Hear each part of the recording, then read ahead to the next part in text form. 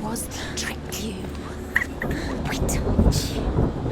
Where are you going? See, there's nothing to follow. Come on.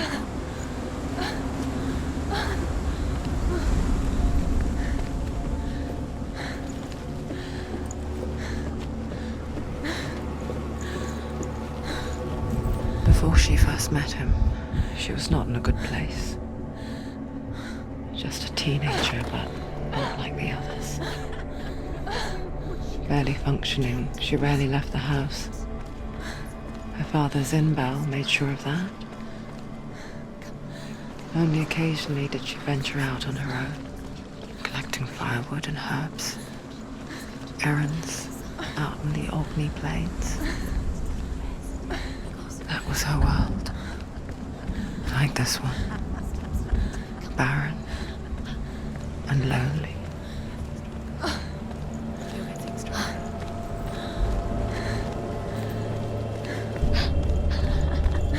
It's already disappeared. Nothing lives here, not even you. It's in your mind. You think you can see it, but it's in your mind. There he was. The lone figure of a boy. Swordplay under the shade of a tree. She remembers the first time she saw him. To her young eyes, he moved as if dancing. And the world danced with him. The gloom lifted. For the first time in years, she felt a ray of hope.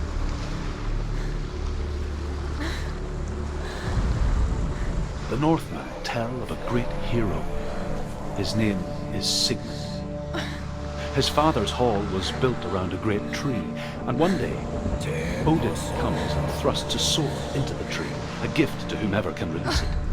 Many try, but the sword only comes out at Sigmund's touch. His brother-in-law, King Siggeir, wants it, but Sigmund refuses him, so King Siggeir plots revenge. He invites Sigmund and his brothers to a feast, but when they arrive, they are met with an army, not a warm welcome. King Siggeir captures Sigmund and his brothers, steals his coveted sword, and readies them for execution.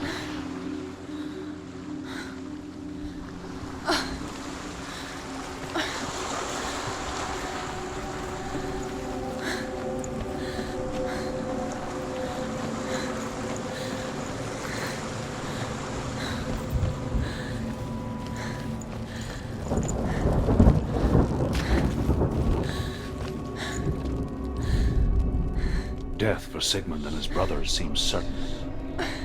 But the king's wife is Sigmund's sister, and she begs for mercy and implores the king to chain them up instead.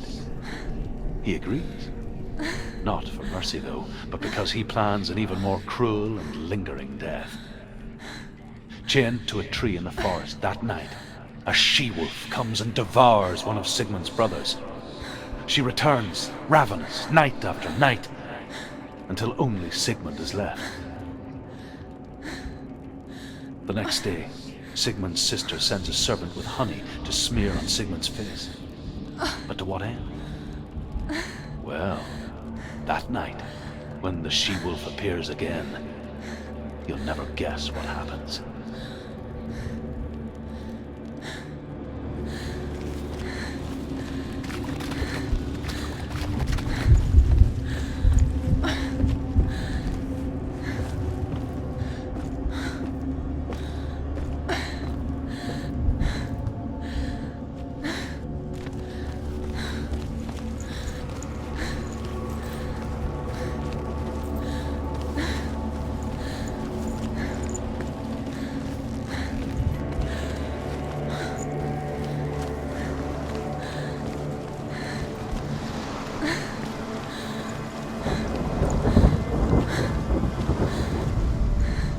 As the she-wolf licks the sweet honey from Sigmund's face, he bites the wolf's tongue. The she-wolf pulls away, but Sigmund holds on. The chains break, and he is free. After his escape, Sigmund lives like us, hidden in the forest. His enemy, King Siggeir, believing him dead, as his sister plots revenge. And for vengeance to succeed, even the great Sigmund needs help. So she sends her sons to him.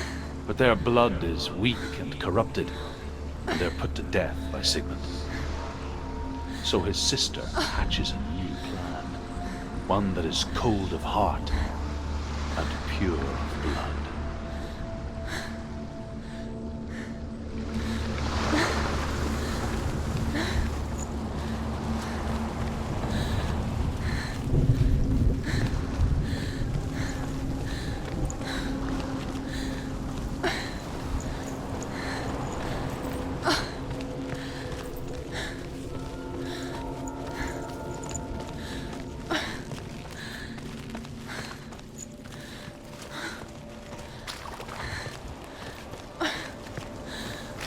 Day after day, watching from afar, she mimicked him, perfecting her own secret dance, wishing those fleeting moments of light would stretch out to last forever.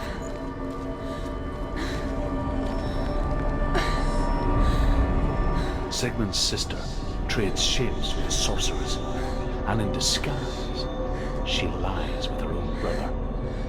She gives birth to a son named Sinfjotli. After a time, she sends him to the forest to Sigmund.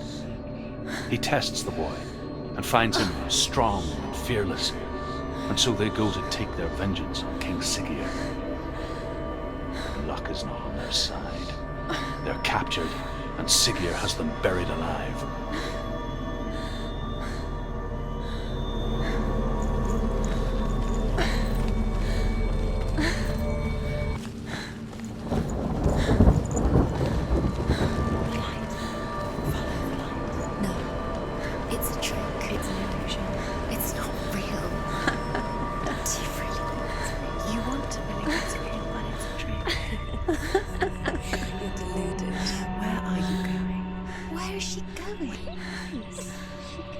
What is she following?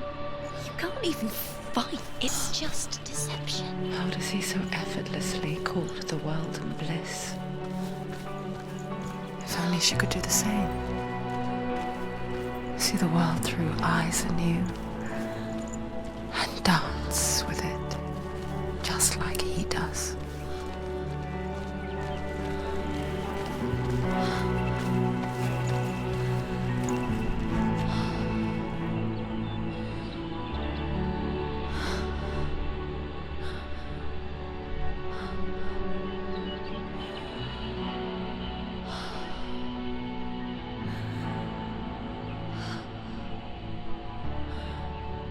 What's your name? Senua. I haven't seen you before. I don't leave home much. Oh, Zenua's daughter. I have to go. Wait. Who taught you to fight like that? No one. No one? Well, I watched you, and You learned all of that from watching me? You should become a warrior, you know. me? I'm Dillian. I'm here for the warrior trials. Just come and watch. And bring your sword. You can't put it into words. That moment when you look into the eyes of the one who's supposed to reassure you, make you feel safe. It only takes an instant. Fear swallows you before you have a chance to make sense of it. And darkness becomes a part of who you are. You killed him. But her world changed the day the Northmen took him from her. Senua knows that there's no going back to how things were. That there's nothing to go back to at all. Stay still, stay quiet, hide, don't tell her. Their gods can see into your mind. They will use this power to destroy They you. won't stop me. I can still feel it. whatever's left of him. They will never let him go. I'm not gonna let him rot here! You're the one rotting here. Leave me alone! You will die here. No! And all your suffering will have been for nothing. Shut up!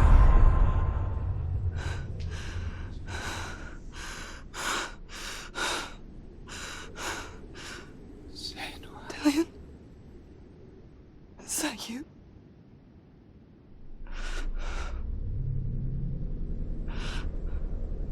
I'll find you, my love. I promise.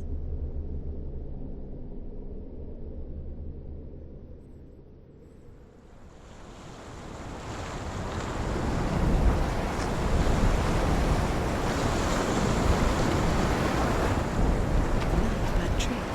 Can you see him? You want to believe it. Is he not real? Is he there? You're alone in these mountains. Is that Dillian? Nothing lives here. You won't survive. You met him by the tree. She met him by the tree. Maybe it's a sign, the tree. What's he trying to tell you? He's waiting for you by the tree.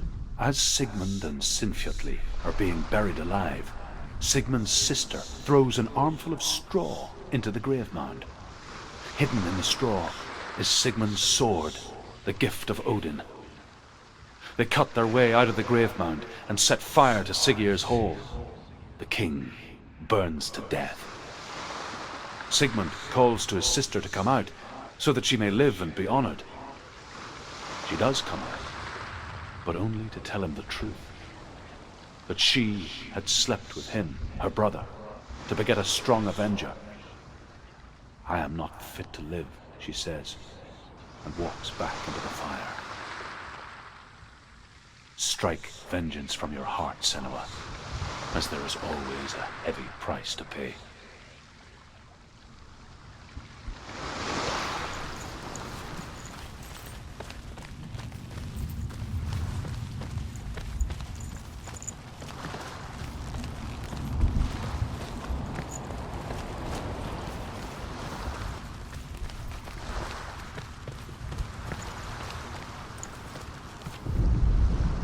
And here is the end of Sigmund's story.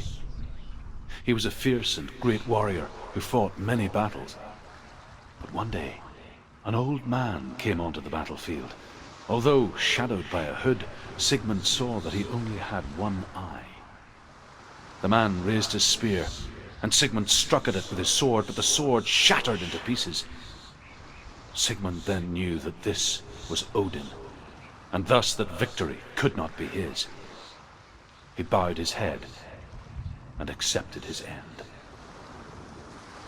Dying, he tells his wife that she is with child, and that her son will one day make a great weapon out of the fragments of his sword. The sword named Gram.